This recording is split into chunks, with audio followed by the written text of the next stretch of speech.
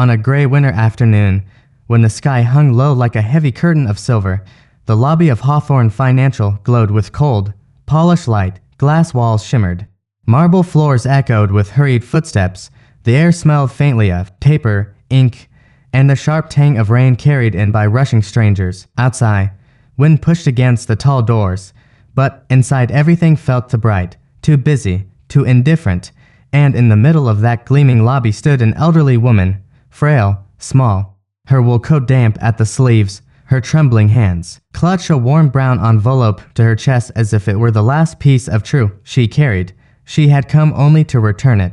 Her name was Margaret Hale, though almost no one remembered it anymore. At 78, her steps had grown unsteady, and her voice had softened into something nearly swallowed by the world.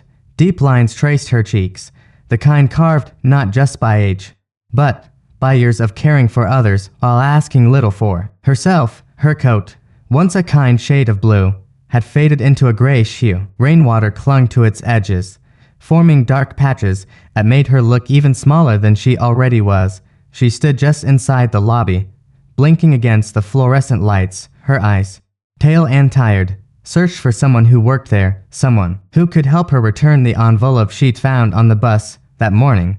Inside, there were documents, neatly folded, and a name she didn't recognize. She had walked 2 miles to bring it back, hoping she was doing the right thing. But as she moved forward, heads turned, whispers floated, a receptionist's brow tightened, a pair of businessmen stepped deliberately aside, their eyes trailing disapproval over her damp coat and worn shoes, as though her presence unsettled the pristine order of the place. Still, she held the envelope close. Margaret stepped toward the reception desk, her shoes leaving small, wet prints on the marble. Before she could speak, a tall man in an expensive charcoal suit intercepted her path. His shoes clicked sharply with each step, the way someone walks when they believe the world should move aside for them. This was Darn Whitlock, a self-made millionaire whose confidence filled every room before he did. His watch gleamed. His smile was practiced, and as his eyes skimmed over Margaret, that smile thinned into something colder. "Can I help you?" he asked, though the edge in his voice suggested he hoped the answer was no. Margaret's fingers trembled as she held out the envelope. I'm just returning this envelope," she whispered, her voice barely reaching him. Someone must have dropped it. Darren's laugh cut through the lobby, short, sharp, echoing. A few employees looked up. A couple of interns stifled amused grins. "You walked into this building for that," he said, lifting a brow.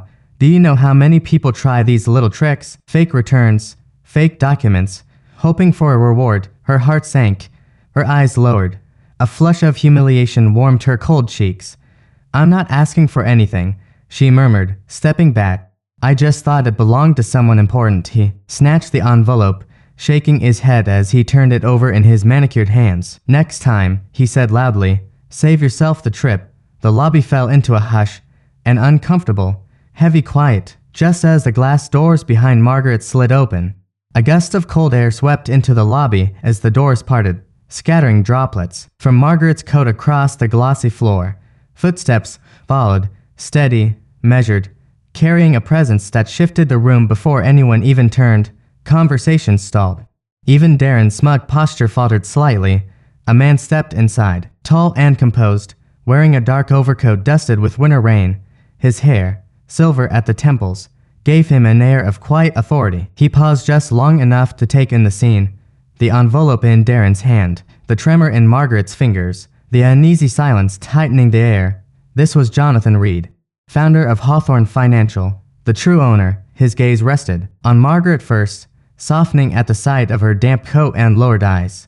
Then his attention moved to Darren, sharpening like a blade finding its edge. "Is there a problem here?" Jonathan asked, his voice calm but carrying weight.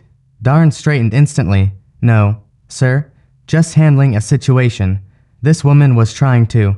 Jonathan lifted a hand, silencing him. He looked at the envelope. Recognition flickered. "That's mine," he said quietly. Margaret's head lifted just slightly, surprise widening her eyes. Jonathan's jaw tightened as he reached out, not to Darren, but to Margaret. "May I?" he asked gently. And in that moment, the entire room seemed to hold its breath. Jonathan took the envelope from Margaret's trembling hands with a gratitude so genuine, softened the sharp air around them. "I've been searching for this since morning," he said, his voice warm.